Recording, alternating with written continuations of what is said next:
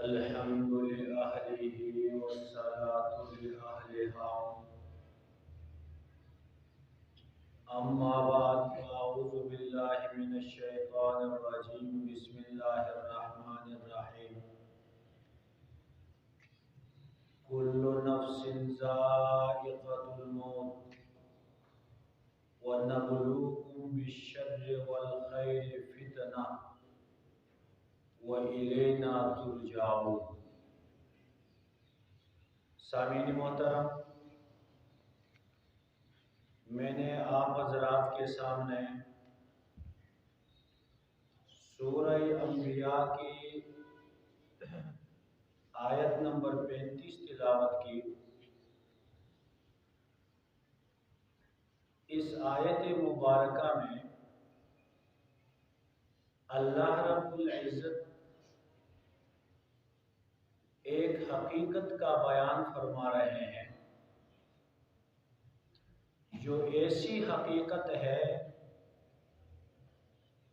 کہ اس کائنات میں ساری انسانیت اس پہ متفق ہے. آپ اس دنیا میں دیکھیں،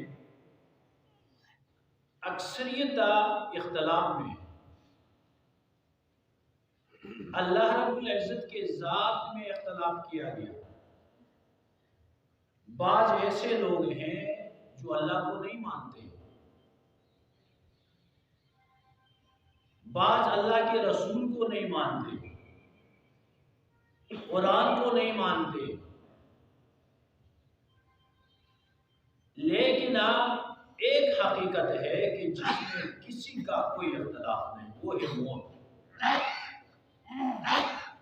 موت کے بارے میں تمام انسانیت متفق ہے. اس میں چاہے وہ اللہ کو مانتا ہے یا نہیں مانتا، اللہ کے رسول کو مانتا ہے یا نہیں مانتا، لیکن موت وہ بھی مانتا ہے. قرآن کو مانے نہ مانے، موت کو مانتا ہے. البتہ مسلمان اور غیر مسلم کے موت کو ماننے کے بعد جو اختلاف ہے وہ اس میں ہے کہ اس مرنے کے بعد بھی ایک زندگی ہے. جو غیر مسلم ہے وہ اسی زندگی کو سمجھتا ہے، بس یہاں جیسے گزر گئی ختم ہو گئی. لیکن مسلمان کا عقیدہ یہ ہے کہ اس زندگی کے بعد ایک اور زندگی شروع ہونے والی ہے، وہ جو ختم ہونے والی ہے. انسان مر کے ختم نہیں ہوتا، اس لیے کہتے ہیں نا فلاں کا انتقال ہوا. انتقال کا معنی کیا ہے؟ ایک جگہ سے دوسری جگہ چلا جانا. تو انسان کا دنیا سے انتقال ہوتا ہے عالم برزخ کی طرف. 3 عالم ہے، ایک عالم دنیا ہے اور ایک عالم برزخ ہے، ایک عالم آخرت ہے. مرنے کے بعد دنیا کے عالم سے منتقل ہو کے وہ عالم برزخ میں چلا جاتا ہے، اور پھر جب قیامت آئے گی تو عالم برزخ سے وہ آگے منتقل ہوگا عالم آخرت کی طرف. تو اللہ رب العزت نے اس حقیقت کو بیان کیا، کل نفس ذائقۃ الموت. ہر جاندار نے موت کا ذائقہ چکھنا ہے، چاہے وہ مومن ہو غیر مومن ہو، چاہے وہ متقی ہے غیر متقی ہے، فاسق و فاجر ہے، لیکن موت کا ذائقہ وہ چکھے گا.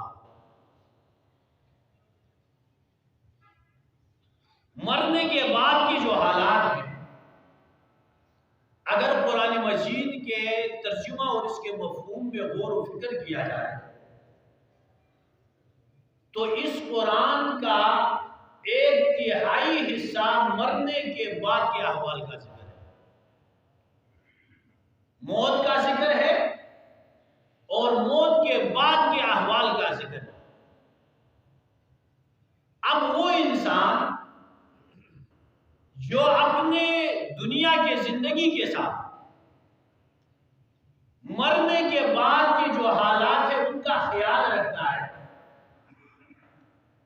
اس کی دنیا بھی بہتر ہو جائے،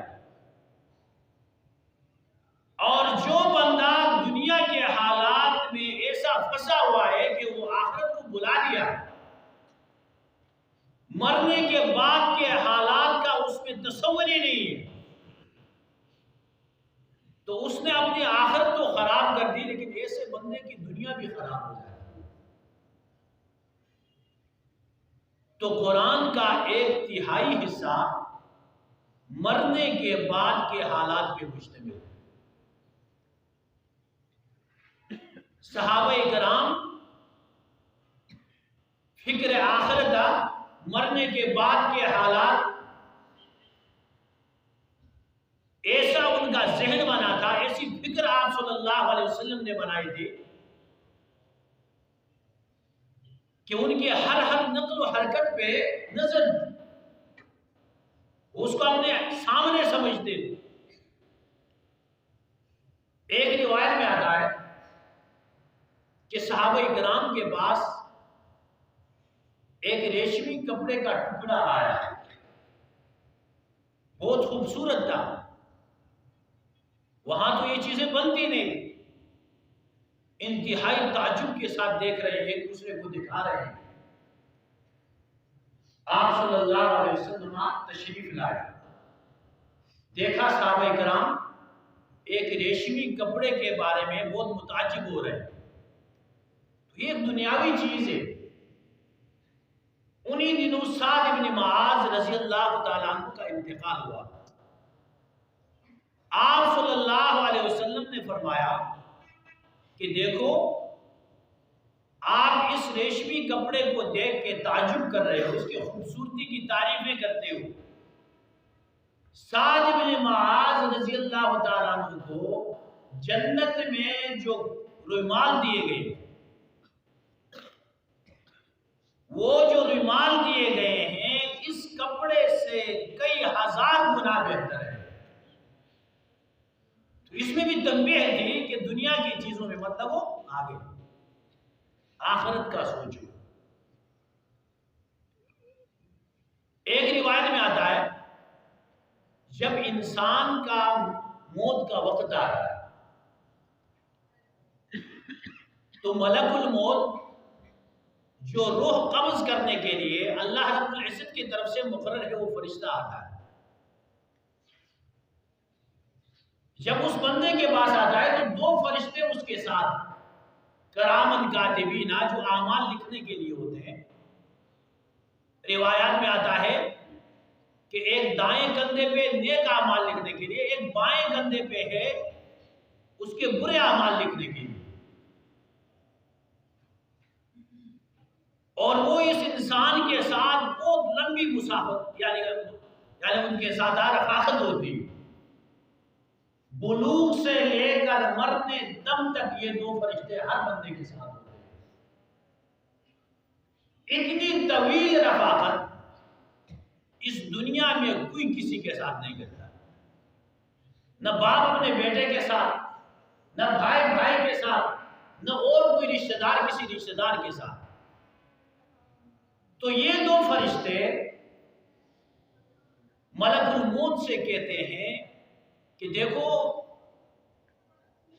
اِنَّهُ كَانَ لَنَا أَخًا وَصَاحِبًا، یہ جو بندہ ہے ہمارا بھائی تھا، ہمارا ساتھی تھا، اس نے بہت لمبا عرصہ ہمارے ساتھ گزارا ہے۔ وَقَدْ حَانَ مِنْهُ الْفِرَاقُ، ابھی جدائی کا وقت قریب ہو رہا ہے۔ ہم اپنا تبصرہ ان کے بارے میں پیش کرنا چاہتے ہیں۔ تو ملک الموت کہتا ہے کہ آپ تبصرہ کر سکتے ہیں۔ تو جو مومن ہوتا ہے اس کے بارے میں کرامن کاتبین اپنا تبصرہ پیش کرتے ہوئے اس سے مخاطب ہو کے کہتے ہیں کہ اللہ رب العزت تمہیں جزائے خیر عطا فرمائے، اللہ تمہاری مغفرت فرمائے کہ تم نے ہمارے اوپر بوجھ نہیں ڈالا، ہماری جو ذمہ داری تھی اس میں آپ کے گناہ ہمارے ذکر کے لیے، تسبیح کے لیے رکاوٹ نہیں بنے، جو ہماری غذا ہے۔ اگر تم گناہ کرتے، ہم گناہ لکھنے میں مصروف ہوتے، تو ہماری جو غذا ہے ذکر اللہ کی تسبیح، اس کے لیے یہ رکاوٹ بن جاتے، لیکن تم نے ہمیں ہماری غذا کے درمیان رکاوٹ نہیں بنے، اللہ تمہاری مغفرت کرتا ہے۔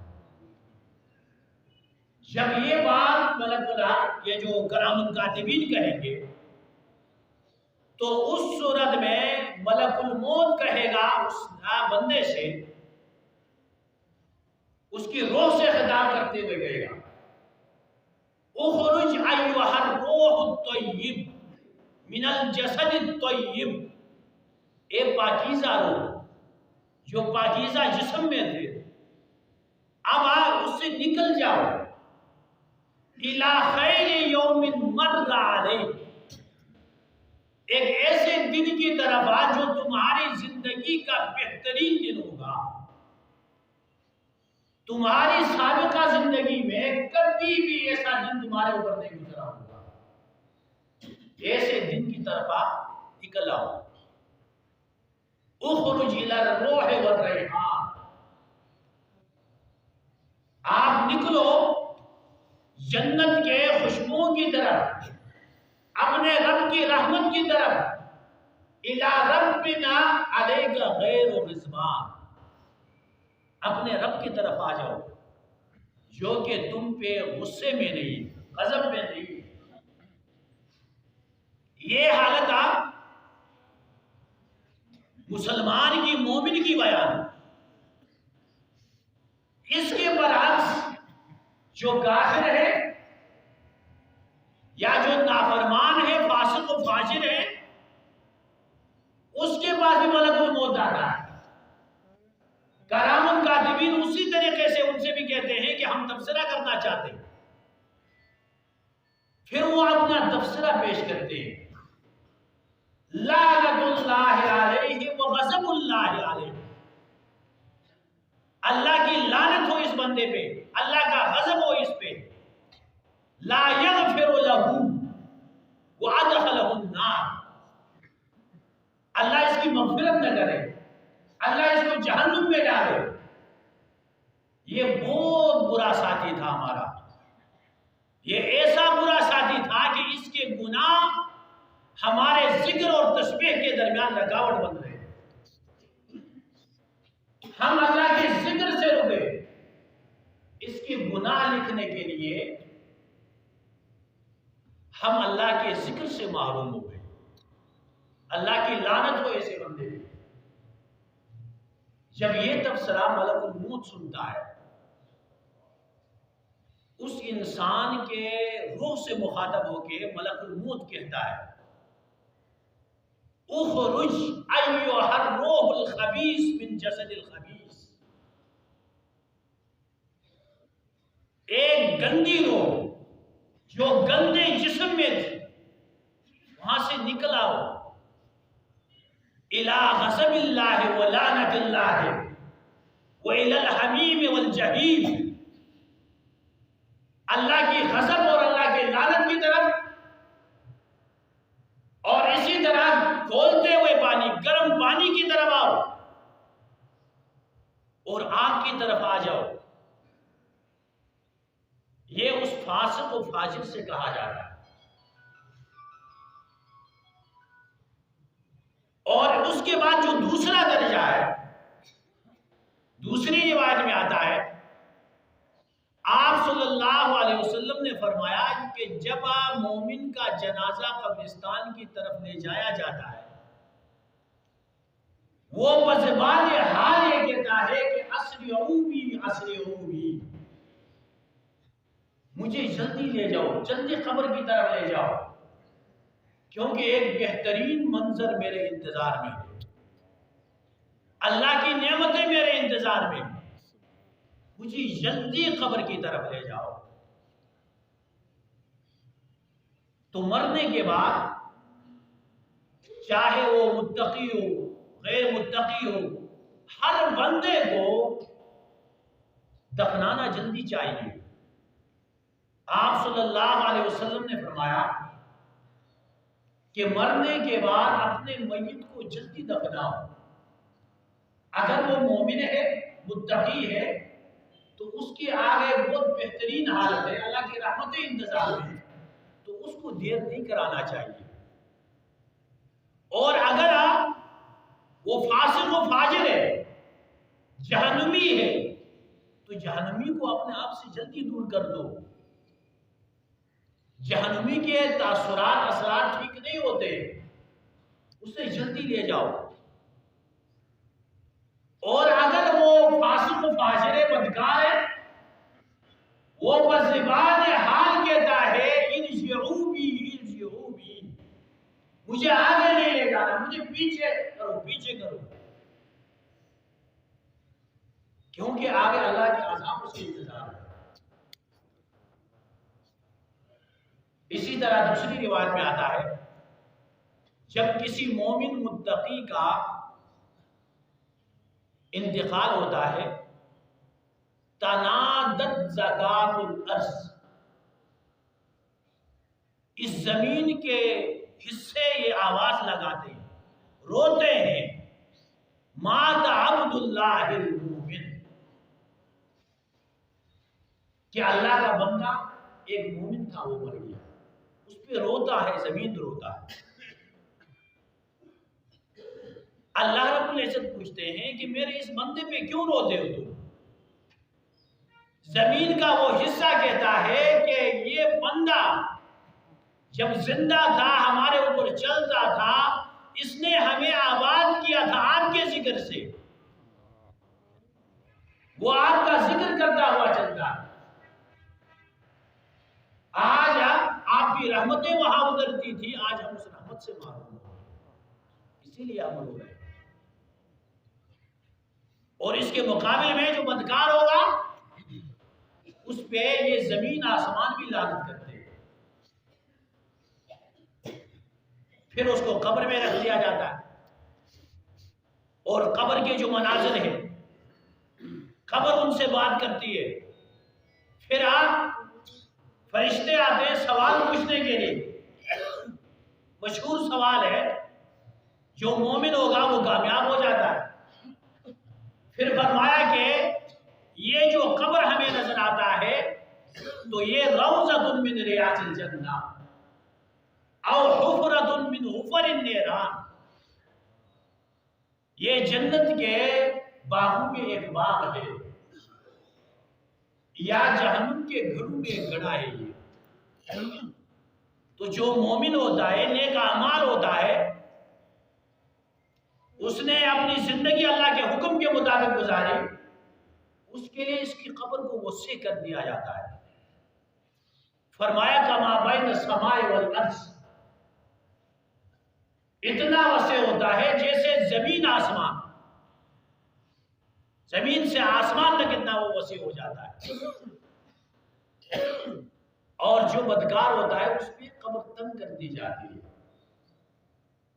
لیکن ابھی ہمیں یہ باتیں سمجھ میں نہیں آتی، نہ ہمیں آخرت کی سمجھ میں آتی ہے، نہ اس کی طرف ہمارا دھیان ہے، کیونکہ جب تک یہ انسان مشاہدہ کسی چیز کا نہیں کرتا، یقین نہیں کرتا ہے، اس کی دھیان نہیں جاتا۔ شادی صاحب نے ایک مثال لکھی ہے، کہتے ہیں کہ یہ انسان جب اپنے ماں کے پیٹ میں ہوتا ہے، اس سے اگر کہا جائے کہ یہ جو جس دنیا میں تم رہتے ہو، یہ بہت چھوٹی سی دنیا ہے، اس میں تمہاری جو غذا ہے بہت گندی غذا ہے، ماں کا خون ہوتا ہے، تو باہر بہت بڑی دنیا ہے، بہت بہترین کھانے وہاں ملتے، لیکن اس سے یہ بات سمجھ میں نہیں آتی۔ اور جب یہ ماں کے پیٹ سے دنیا میں آ جاتا ہے، شفیع صاحب رحمۃ اللہ علیہ فرماتے ہیں کہ یہ حضرت انسان جب دنیا میں آتا ہے تو روتا ہوا ترک وطن پہ وہ روتا ہے، پھر وہ ایک کمرے میں ہوتا ہے، اسے یوں کہا جاتا ہے کہ بھئی یہ جو کمرہ ہے یہ وہ مختصر سی ہے، باہر بہت بڑی دنیا ہے، اس سے لاکھوں کروڑوں درجے بڑی دنیا ہے، لیکن وہ اس کے سمجھ میں وہاں بھی نہیں آتا۔